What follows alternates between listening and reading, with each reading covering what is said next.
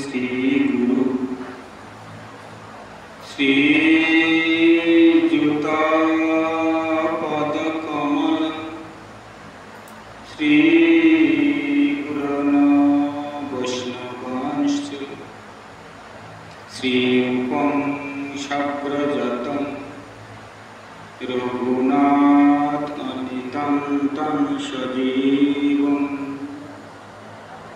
सद्वैतं सवधूतं परिजनसहितं श्रीकृष्ण चैतन्य देवं श्री राधा कृष्ण पदन सगन ललितान् विशाखान्वितांश्च यस्य प्रसाद भगवत प्रसाद यस्य प्रसादं गति कुतोऽपि ध्येयं स्तवं यशस्रत्रिसन्ध्यं वन्दे श्रीगुरु चरणवृन्द अनर्पिता चरित्र्यात् करुणायावतीर्न खलु समर्पयितोन्नतोज्ज्वलरसं भक्तिश्रियं हरिपुरट सुन्दरदुति कदम्बसन्दीपित सदा हृदयस्कन्दरे स्फुरत शचीनन्दन अजानुलम्बित भुजौ कनकावदत संकीर्तनैकपीत कमलायतक्ष विशम्भर द्विजवर युगधर्मं पलु वन्दे जगत्प्रियकं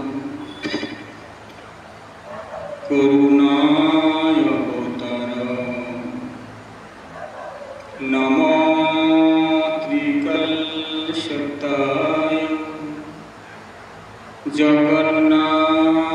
जगन्नाथसुतय च सभृत्राय सपुत्राय सकलत्रयते नमः। दुर्गमे पथिनेन्द्रस्य स्खलत्पदं गतिर्मम सत्पिपासष्टिपाणिं सन्तसन्तलङ्घनम्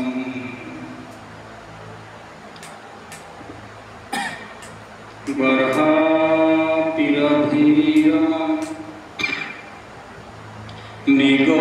निगमदतिलकं कुण्डलाग्रन्थकर्णं कञ्जं शङ्कुम्भकण्ठं स्मितो शुभगोमुखं साधरेणस्तवेन श्यामं शान्तं त्रिभङ्गं रविकरवसनं भूषितं वैजयन्तं वन्दे युगपतिशतवित्तं ब्रह्म गोपालवेशं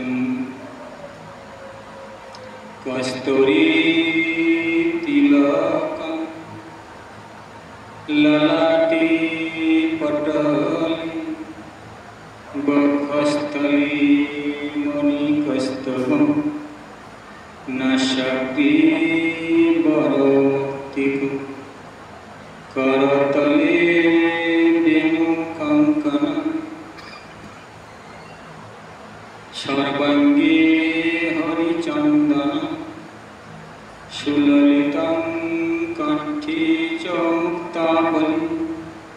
গোপস্ত্রী পরিবেষ্টিত বিজয়তি গোপাল চূড়ামণি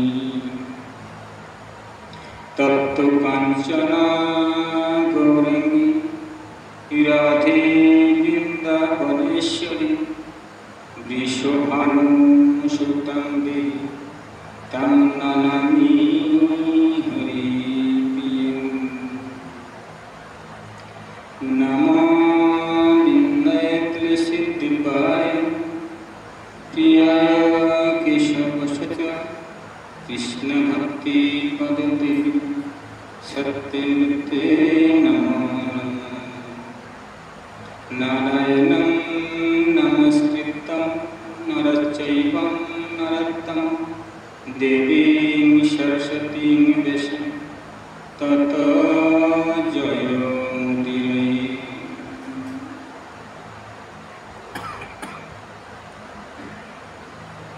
তুলসী কাননং যত্র যত্র পদ্মবনানি চ পুরাণং পঠনং যত্র তত্র সন্নিহিতো হরি।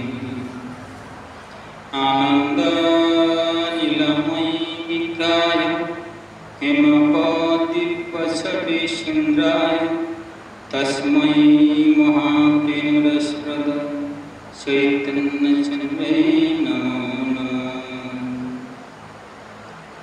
গৌরভক্ত সহিত গৌরাঙ্গ জয় জয় গৌর গোবিন্দের কথা শ্রবণে ভক্তি লভ্য হয়।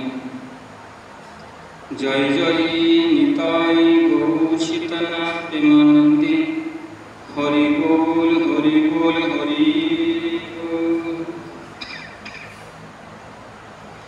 শ্রী কৃষ্ণ চৈতন্য প্রভু নিত্যানন্দ শ্রী অদ্বৈত গদাধর শ্রীবাসাদি গৌর ভক্তবৃন্দ।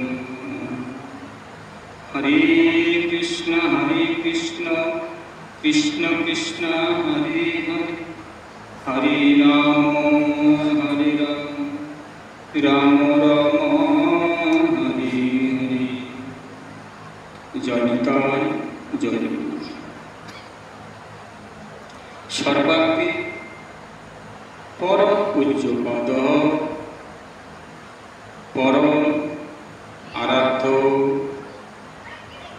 গুরুদেব প্রাতঃ স্মরণীয় প্রাতঃ বন্দনীয় নিত্যলীলা প্রবিষ্ট 108 শ্রীল প্রভুপাদ কৃষ্ণচন্দ্র গোস্বামী কমল চরণে নমঃ। তথাপি সর্ববতারের সার গৌরহরির অনুকম্পা এবং নিতাই চাঁদের অশেষ করুণা কটাক্ষে আজ আমরা উপস্থিত হয়েছি শান্তিনগর রাধা গোবিন্দ মন্দির প্রাঙ্গণে হরিকথা কৃষ্ণ কথা শ্রবণ করবার আকাঙ্ক্ষা। জয় নিতাই জয় গুরু। জয় শ্রী রাধে রাধেশ্যাম। সাধুসঙ্গ নাম সংকীর্তন ভাগবত শ্রবণ মথুরাবাস শ্রদ্ধায় শ্রীমূর্তির সেবন সকল সাধন শ্রেষ্ঠ এই পঞ্চ অঙ্গ কৃষ্ণ ভক্তির জন্মমূল হয় পাঁচের দর্শন। জয় নিতাই।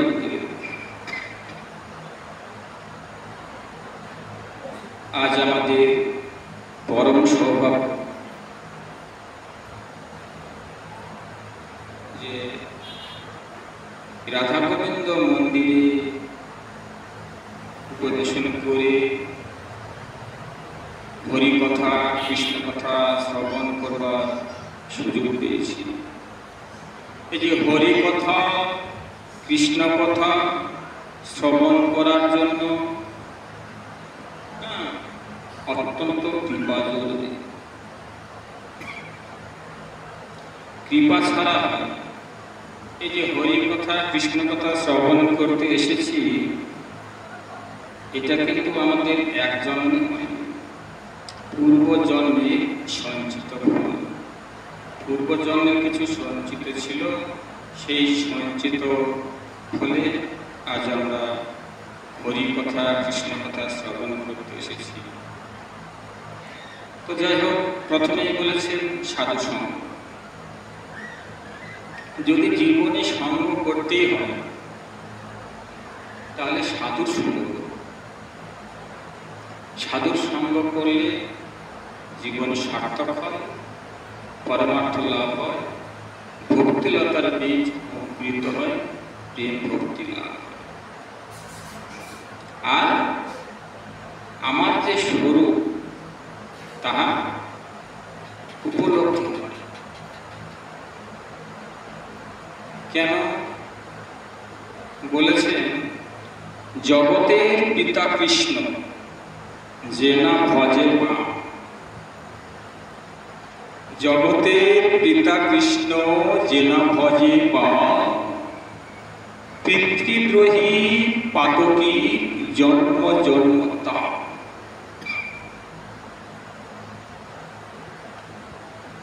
জগতের পিতাকে, এই যে জগতের পিতা একমাত্র ভগবান গোবিন্দ, কিন্তু এই পিতাকে যদি আমরা চিনতে না পারি,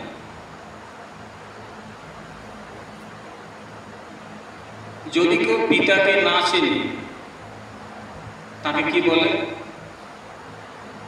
কি বলে? যদি কেউ পিতাকে না চেনে সেই সন্তানকে কি বলে? হাসলে চলবে না। তো দ্রুপ হয়েছিলাম, বলেছেন জগতের পিতা কৃষ্ণ, হ্যাঁ, যে না ভজে বাপ, বাপের ভজন করল না, তাহলে সেই সন্তানকে কি বলে? যারও সন্তান।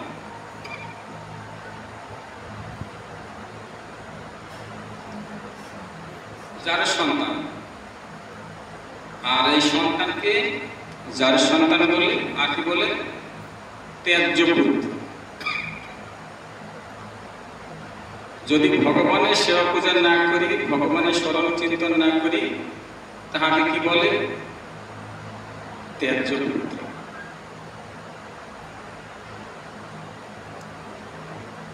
কেন বলা হয়েছে? বলেছে একলাই পরম কৃষ্ণ, আর সব ভৃত্য জারি জয়ছি না সেই দইছি। জগতের পিতাই হচ্ছে কৃষ্ণ, তাহারই স্মরণ নিলাম না, তাহারই চিন্তন করলাম না। কারণটা, কারণ একটাই, জড়বিদ্যা যত মায়ার বৈভব, কৃষ্ণ ভজনে বাধা, অনিত্য সংসারী মহাজনমিয়া জীবকে করে গাথা। যখন মাতৃগর্ভে ছিলাম তখন পিতার কথা ঠিক স্মরণে ছিল, জগৎ পিতার কথা স্মরণ ছিল। শুধু স্মরণ ছিল না, বলতাম করজোড়ে প্রার্থনা করি, প্রভু কৃপা করে এই জননী জঠর থেকে আমাকে উদ্ধার করো, আমি যা সইতে পারছি না,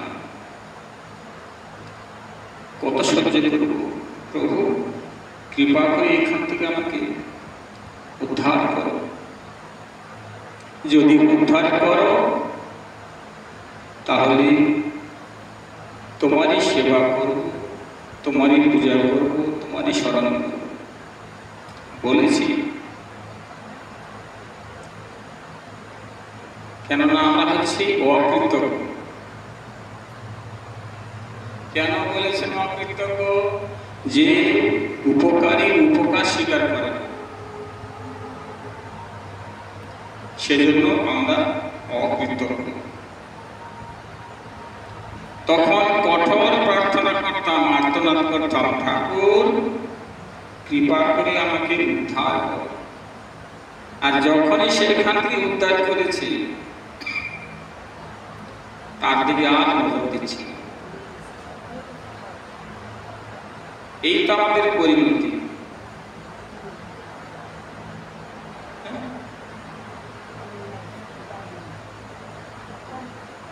কামিনী কাঞ্চনী এবং বিষয় বৈভব তাহাদের মোহে পড়ে গিয়ে সমস্ত ভুলে গেছে।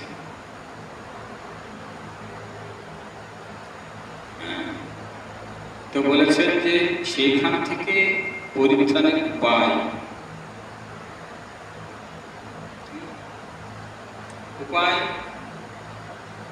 বলেছেন, সেই পিতার যদি আমরা সেবা পূজা করি তাহলে জন্ম সার্থক হবে। সেই পিতাও কিন্তু আমাদের অত্যন্ত আশীর্বাদ করবে। আর যে পুত্র পিতার সেবা করেন তাকে পুত্র বলি। আমরা কি চাইব যে পুত্র হই? কেন বলেছেন সেখান থেকে পরিত্রাণের উপায় কি? বলেছেন চণ্ডাল চণ্ডাল নহি যদি কৃষ্ণ বলে। চণ্ডাল চণ্ডাল নহি যদি কৃষ্ণ বলি, বিপ্র বিপ্র নহি যদি অসৎ পথে চলে।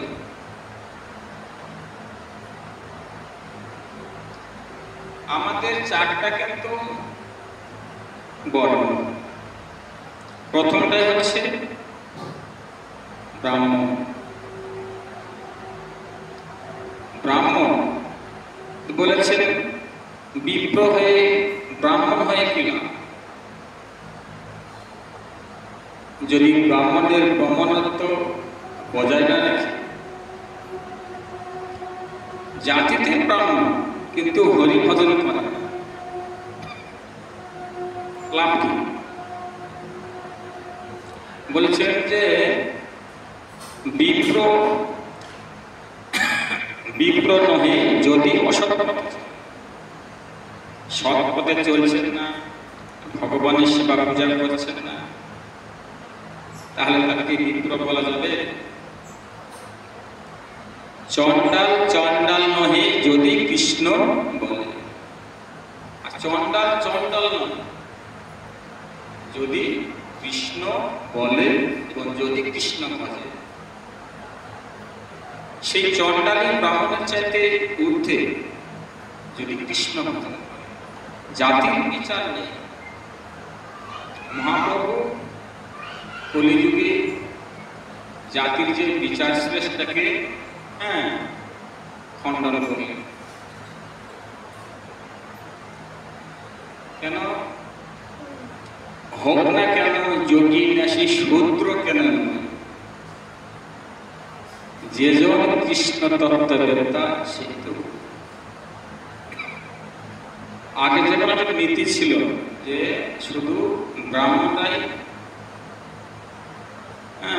গুরু হবে। মহাপ্রভু অবদান তিনি বলেছেন না, যোগী নাসি শূদ্র কেন হবে, যে কৃষ্ণ তত্ত্ববেত্তা সে। সেজন্য বলেছেন যে জাতির বিচার নেই। আমাদেরকে সদা সর্বদাই জগৎ পিতা শ্রীকৃষ্ণ, তাহার স্মরণ চিন্তন বন্দন এবং তাহার ভজন যদি করি তাহলে জন্মটা সার্থক হয়। জন্ম যখন হয়েছে মৃত্যু হবে, তাহলে এই যে মাঝখানে যে আমাদের পরিণতিটা কি? তো যাই হোক, সেই গৌর কথা শ্রবণের দিকে আমরা একটু ধাবিত হই। জানি যে গৌ আর গোড়া, ব্রজের ছেলে ছিল যারা, হ্যাঁ, তারাই এসেছে। ব্রজে যারা ছিল, এই যে গৌরাঙ্গ মানে হচ্ছে গোরা, গোবিন্দের গো, রাধার রাম, গোবিন্দের গো, রাধার রাম, এই দিয়ে মিলিত তরু হয়েছে গোরা। রাধা এবং কৃষ্ণের মিলিত তরু হচ্ছে গোরা। তিনি কেন এলেন? জীবের নিস্তার লাগি নন্দ সুত হরি, ভুবনে প্রকাশন গুরু। তিনি জগৎকে বুঝাইবার জন্য, জগৎজীবকে শিক্ষা দেবার জন্য তিনি গোলক থেকে, পুলক থেকে এই নবদ্বীপে এসেছে। সেই জন্য আমাদের গর্ব হওয়া উচিত। পৃথিবীর মধ্যে শ্রেষ্ঠ হচ্ছে ভারতবর্ষ।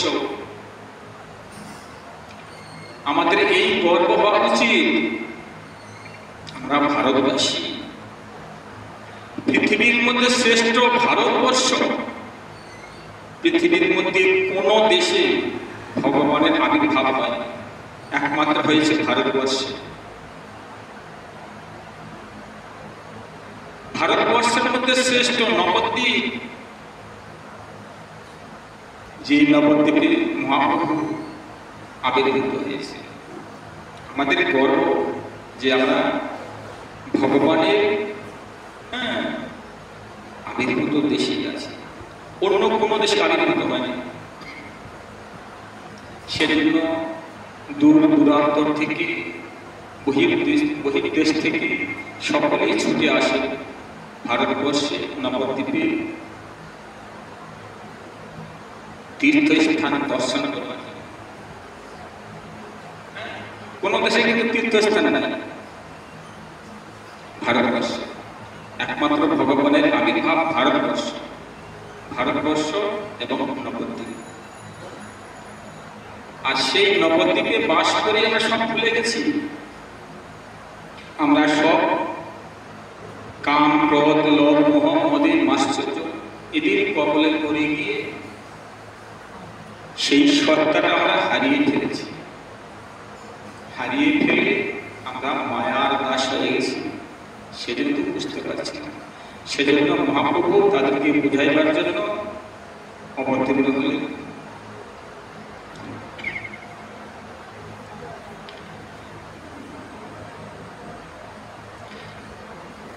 জয় জয় শ্রী চৈতন্য, জয় নিত্যানন্দ, জয় দৈত্য চন্দ্র, জয় গৌ ভক্তবৃন্দ।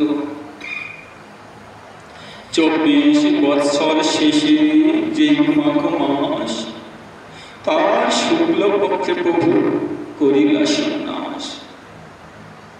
তাহলে মহাপ্রভু সন্ন্যাস গ্রহণ করলেন কবে? মাঘ মাসে। মাঘ মাসে তিনি মাঘী পূর্ণিমার দিনে গৃহত্যাগ করলেন।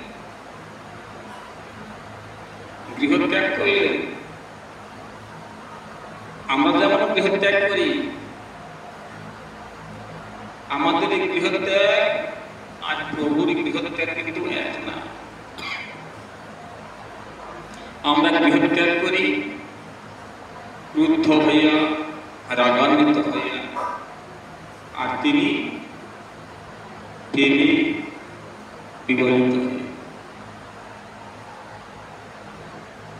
প্রত্যুষে মাকে বলছেন, মা গো, একটা কথা বলবো মা, তোমার কাছে একটা জিনিস নিয়ে প্রার্থনা করবো, দেবে মা? সচি মাতা বলছেন, বাবা তুমি কি জিনিস আমার প্রার্থনা করবে? তুমি তো কোনোদিন এই এমন ভাবে কথা বলো না মা, বলো না বাবা, তুমি কি প্রার্থনা করছো বলো?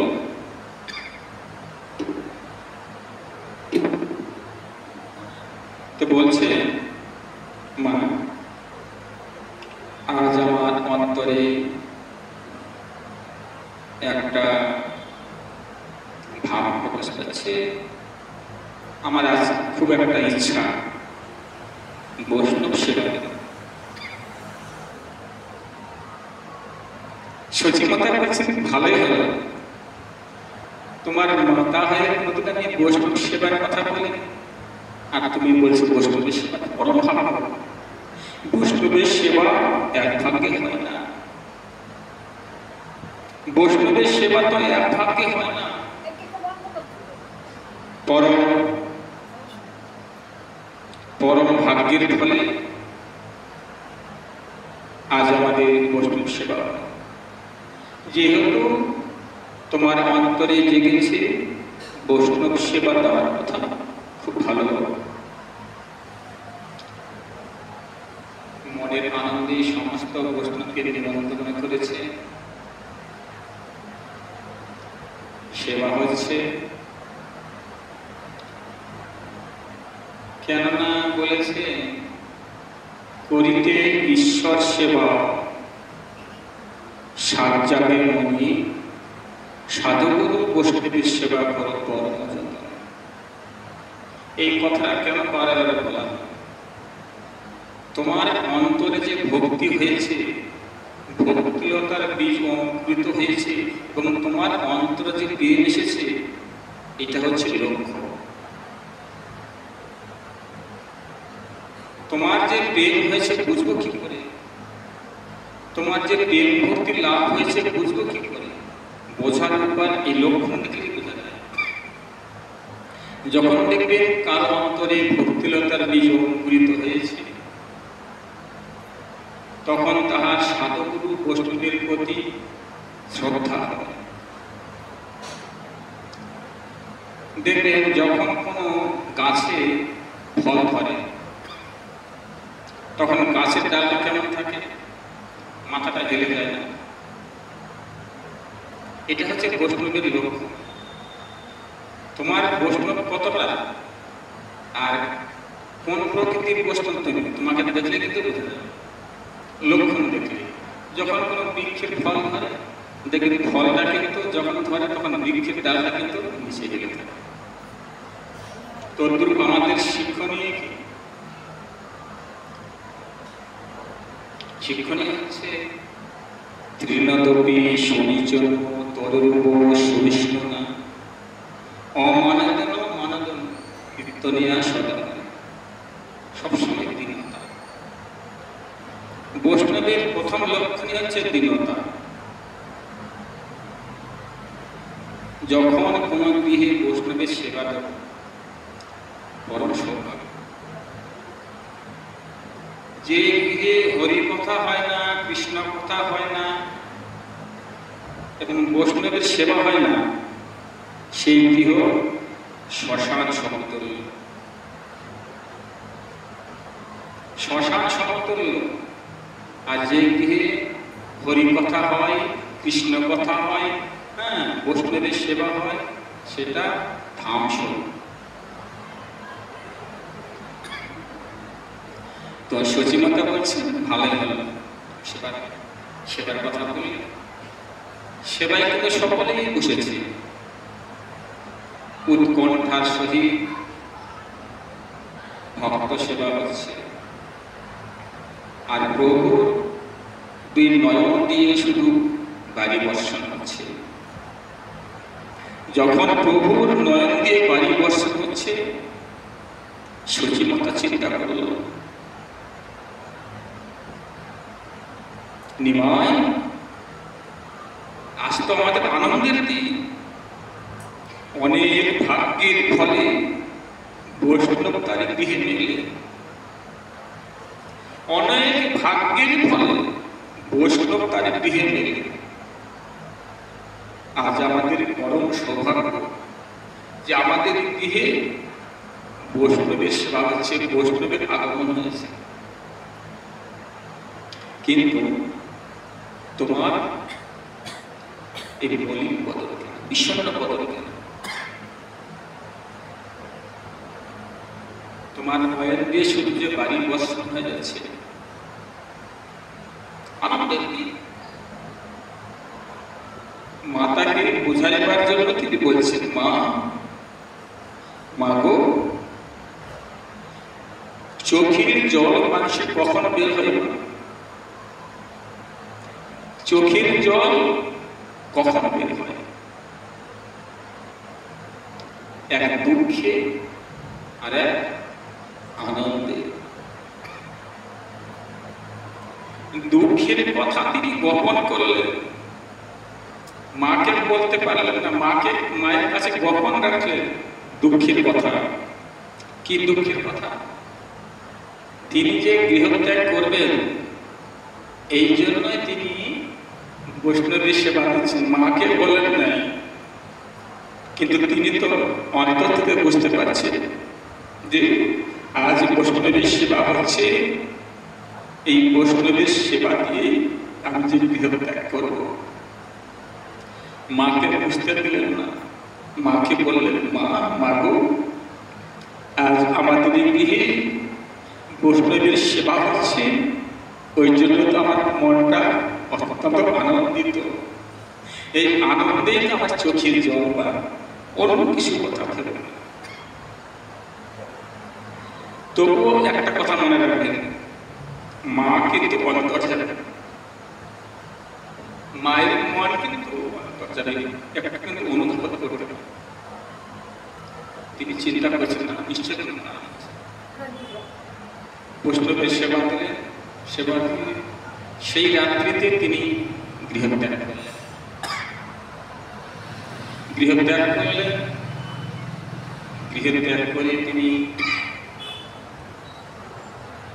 গঙ্গা পাড়ি দিয়েছেন, সুরধুনী গঙ্গা চলে গেছে। ব্রহ্মা মুহূর্তে উঠে সচী মাতা পাগলিনীর মতো প্রণাম করছে, দেখছে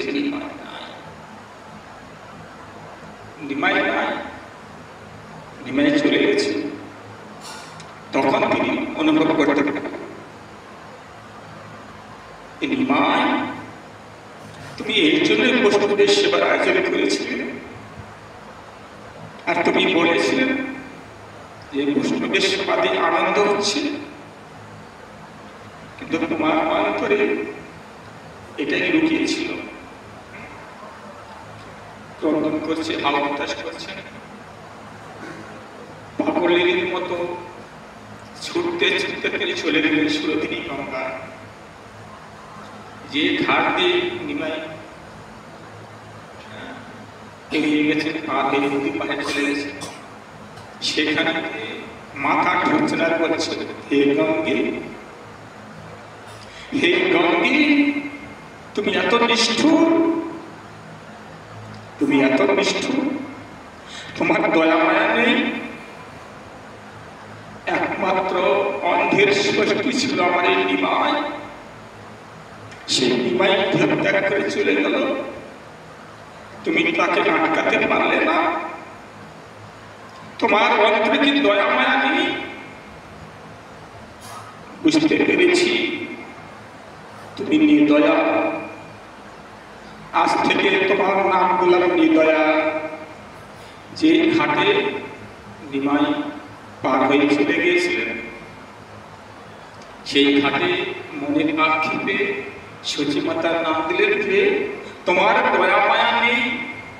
আমার একমাত্র অন্ধের ষষ্ঠী ছিল এই নিমাই, তাকে তুমি আটকাতে পারলে না, তোমার দয়া মায়া নেই।